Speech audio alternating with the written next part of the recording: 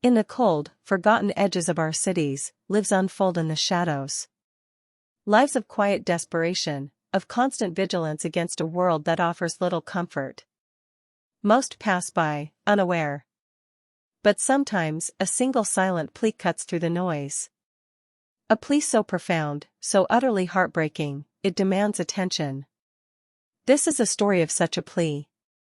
A story of one small creature, teetering on the precipice of existence, and the ripple effect of empathy that would change everything. It began, as many such stories do, with the stark reality of profound suffering. Sarah, a volunteer with a local animal rescue, receives countless calls. Each one, a potential heartbreak.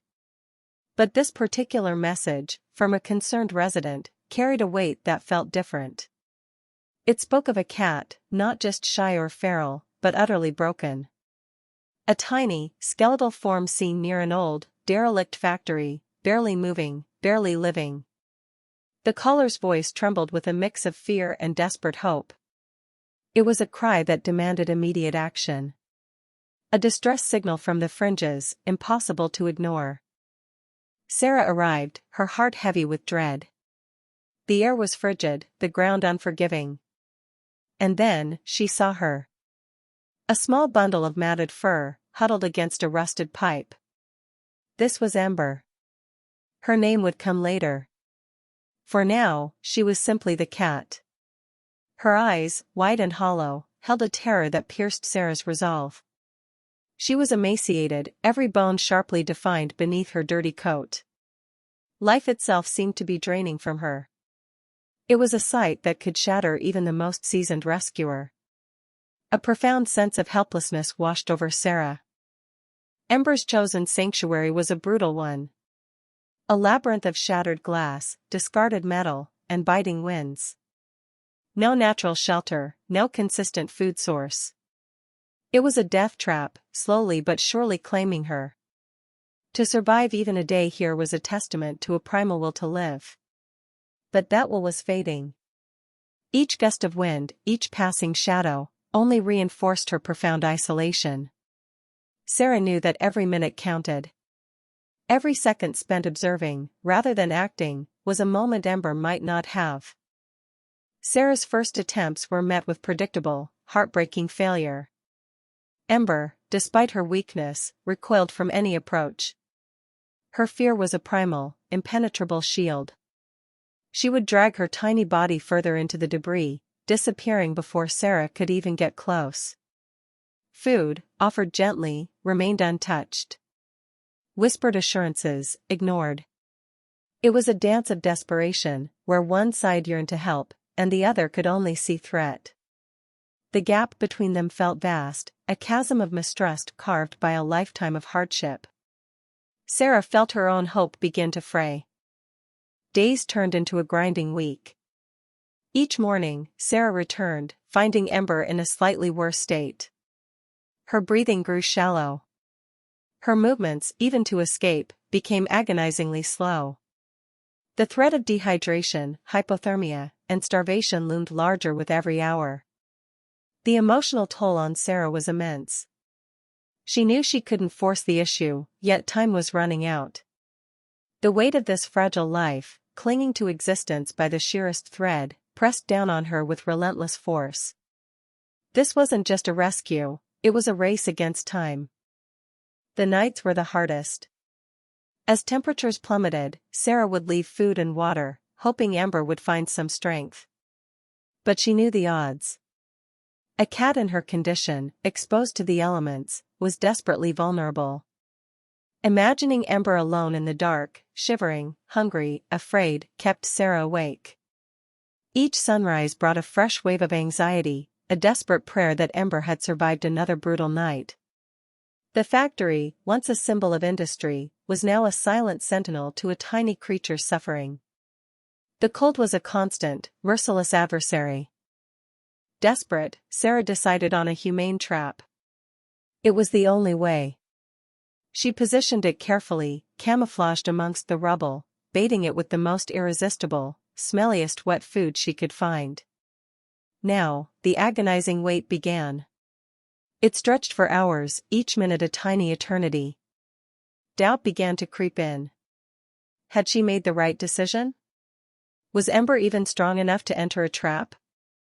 Then, a flicker. A slight movement in the peripheral vision. A shadow, hesitant, drawn by the scent of salvation. Ember moved slowly, her body trembling with every step. She was so weak, so utterly starved. The scent was overpowering, a promise of warmth and sustenance she hadn't known in weeks. She crept inside, the hunger overriding her ingrained terror.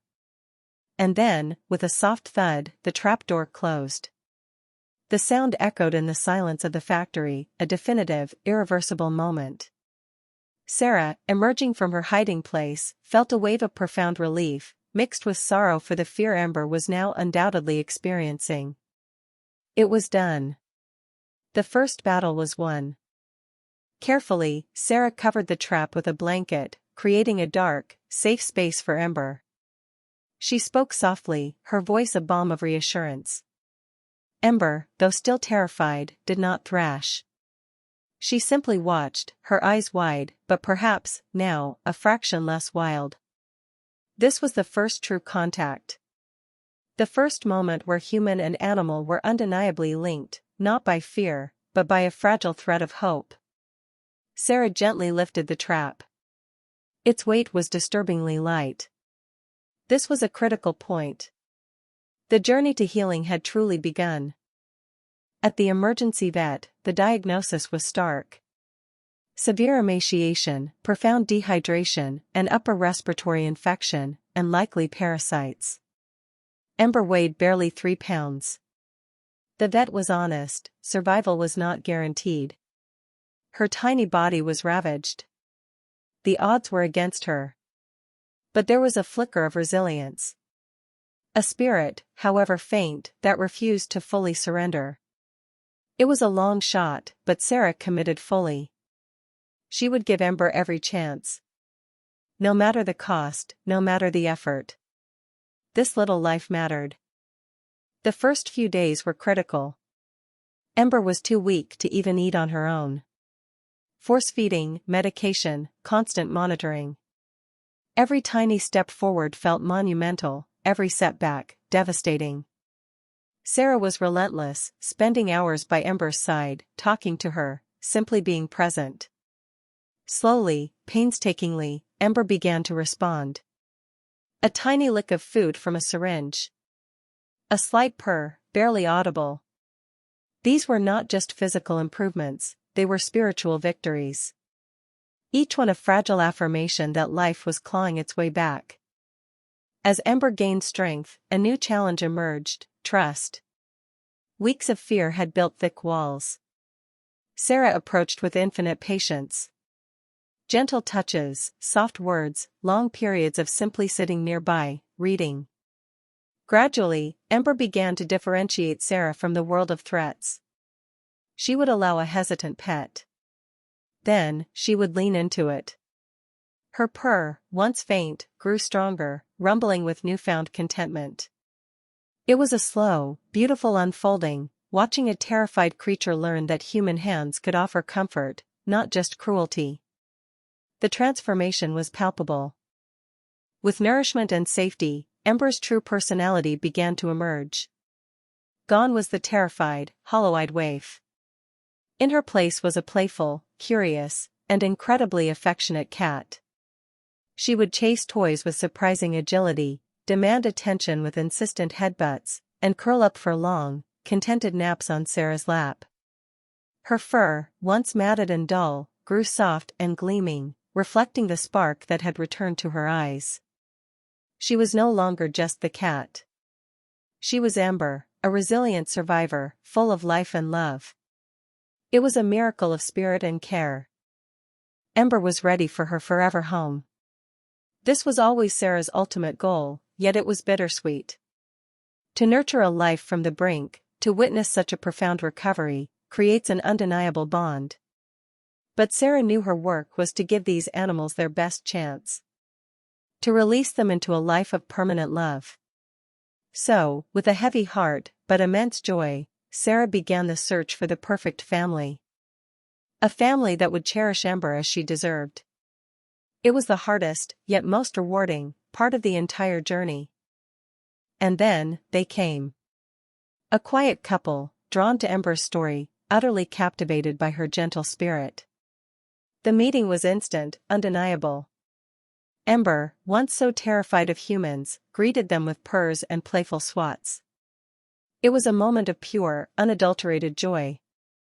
Sarah watched, tears in her eyes, as Ember walked out the door, not into the unknown, but into a life of warmth, comfort, and unconditional love.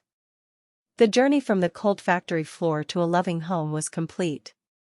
A full circle, etched in resilience. Today, Ember thrives. She is a cherished member of her family, a testament to what unwavering compassion can achieve. Her story is not just one of survival, but of transformation. A reminder that even in the darkest corners, hope persists. That every life holds inherent value. And that sometimes, the simplest act of kindness can ignite a spark that grows into a roaring fire of joy and connection.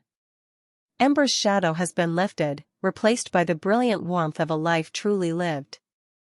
Her gentle purr, a quiet anthem of triumph.